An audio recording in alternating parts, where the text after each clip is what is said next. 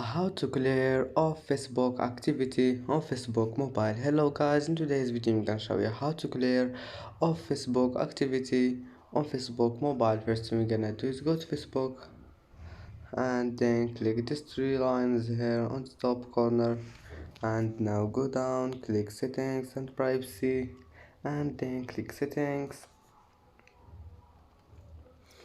and now just go down until you find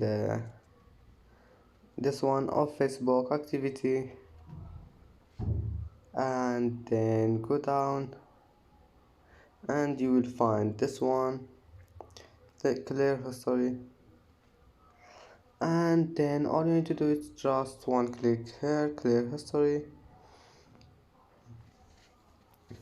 And that's it for today's video. Don't forget like and subscribe, and see you in the next video.